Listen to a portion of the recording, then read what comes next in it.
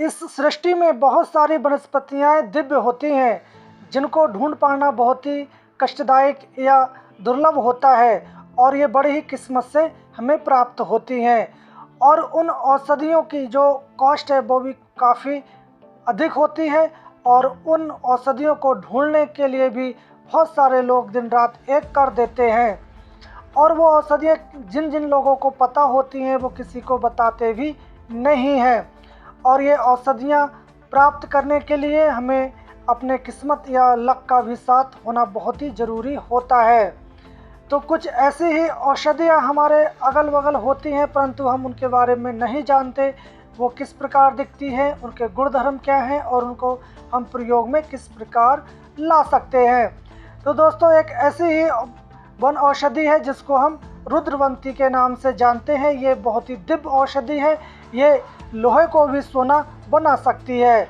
तो इस औषधि के बारे में बहुत कम लोग जानते हैं और इस औषधि का प्रयोग किस प्रकार कौन सी बीमारी में करें और कितनी मात्रा में करें और ये किस जगह पाई जाती है और ये किस प्रकार दिखती है, हकीकत में असली रुद्रवंती कौन सी है, ये सारी बातें आज हम इस वीडियो में आपको बताने वाले हैं। तो आप इस वीडियो को अंत तक देखें।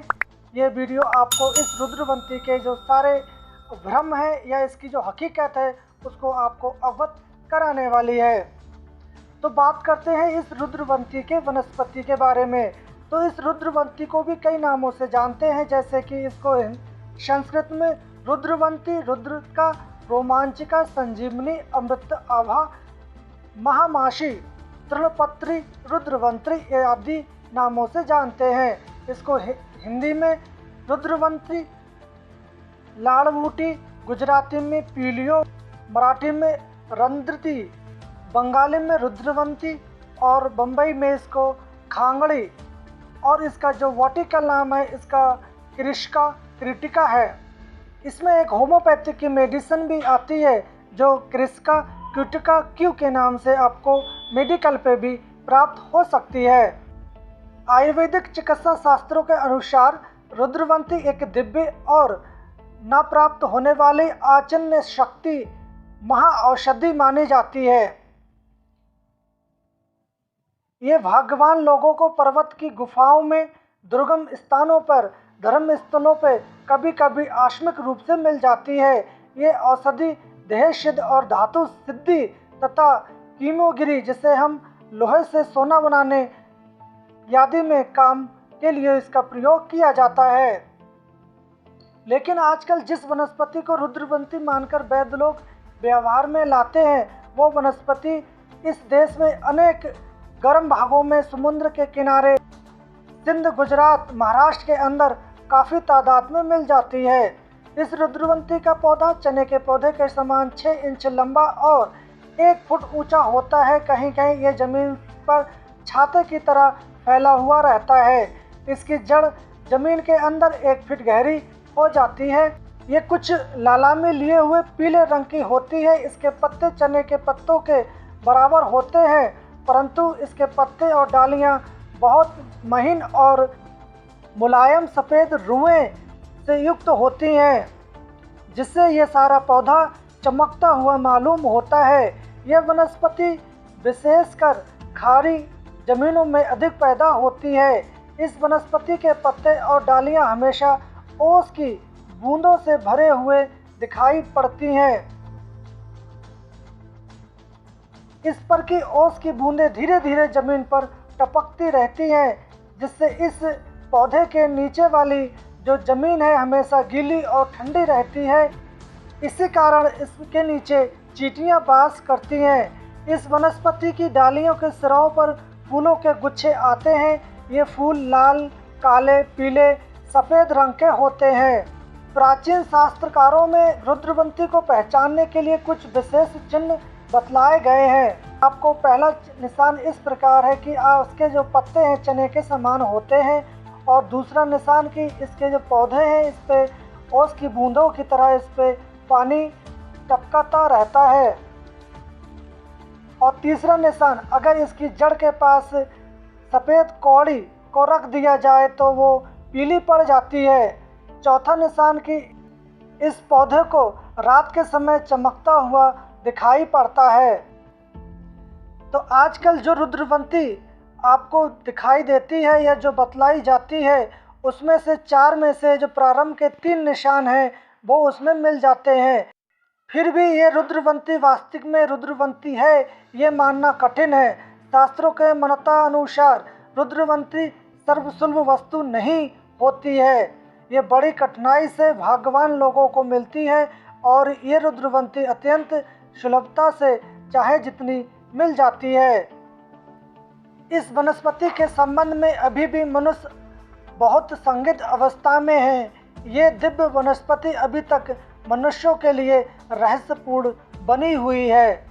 आयुर्वेदिक मतानुसार यह वनस्पति तीक्ष्ण, कड़वी, गर्म, क्षय, कृमि, रक्तपित्त, खांसी, श्वास, प्रमेह को नष्ट करने वाली और वृद्ध अवस्थाओं में होने वाले रोगों को ये नष्ट करती है। इसका पौधा कड़वा, चरपरा, गर्म, धातु परिवर्तक, कृमिनाशक, अग्निवर्धक, पौष्टिक, काम उत्तेजक, रक्त को बढ़ाने वाला, क्षय, कुष्ठ, दमा, पित्त विकार तथा अनैच्छिक वीर्यस्राव को रोकने वाला होता है। इस पौधे को उखाड़कर आप छाया में सुखाकर इसका चूर्ण कर लें। इस चूर्ण को आधे से लेकर 1 तोले की मात्रा में आप शहद के साथ चटाते हैं तो आपकी कफ वाली खांसी या दमा दूर हो जाता है। इसकी चूर्ण को दूध में डालकर पीने से स्त्रियों के जो स्तनों में दूध है वो बढ़ जाता है। इस चूर्ण को समान भाग विंडाइंग चूर्ण के साथ मिलाकर खाने से या सूंघने से और डंक के ऊपर लगाने से जहरीले जानवरों का विष दूर हो जाता है। रुद्रवंती 1 तोला और काली मिर्च 6 रत्ती, इन दोनों को मिलाकर पीने से आपके बिगड़ा हुआ रक्त साफ हो जाता है। ये अपने ब्लड प्यूरिफाई भी करता है। आधा शेर दूध और आधा शेर पानी, 2.5 तोला घी और 2 तोला शहद, इन सबको मिलाकर आग पर औटाएं। जब पानी का भाग सब जल जाए तब उसको 1 तोला रुद्रवंती का चूर्ण डालकर पीने से 41 दिनों में सब प्रकार के प्रमेह शांत हो जाते हैं। शुक्ल पक्ष के दिनों में रुद्रवंती को लाकर छाया में सुखाकर उसका चूर्ण कर लेना चाहिए। उस चूर्ण में रुद्रवंती की रस की 7 भावनाएं देनी चाहिए। फिर उसकी 8-8 रत्ती की गोलियां बनाकर कड़वी तुम्बी में भरकर रख देना चाहिए। फिर उसमें से प्रतिदिन 1 गोली 3 माह से घी और 6 माह से शहद के साथ मिलाकर चाटना चाहिए और उसके 1 घंटे पश्चात गाय का दूध पी लेना चाहिए। जब यह प्रयोग चलता हो तब नमक बिल्कुल छोड़ देना चाहिए और दूध, भात समान सात्विक आहार ग्रहण करना चाहिए। ये एक परम रसायन योग है। इसके लगातार सेवन करने से मनुष्य की बल, बुद्धि, वीर्य, तेज, स्मृति, आयु वृद्धि होती है, नेत्रों की ज्योति बढ़ती है और देह दिव्य होती है। इसी जीवनी शक्ति और रोग निवारक शक्ति का विकास होता है। आपको जो 4 निशान या उसके जो चिन्ह बताए गए हैं कि आप असली जो रुद्रवंती है उसको किस प्रकार पहचान सकते हैं और उस रुद्रवंती को आप पहचान कर प्रयोग में ला सकते हैं। तो ये जो रुद्रवंती है ये बहुत ही दुर्लभ है। ये इतनी सरलता से आपको प्राप्त नहीं होती है, परंतु किसी किसी भाग्यवान लोग को ये मिल भी जाती है। तो इस प्रकार आप इस रुद्रवंती का प्रयोग कर सकते हैं। आप इस रुद्रवंती के बारे में क्या जानते हैं या आप इसका प्रयोग किस प्रकार करते हैं? अगर आपके क्षेत्र में कहीं भी दिखाई पड़े तो आप हमें कमेंट बॉक्स में जाके बता सकते हैं। तो हम कल फिर मिलेंगे एक नई वनस्पतीय जानकारी के साथ। तब तक के लिए जय हिंद।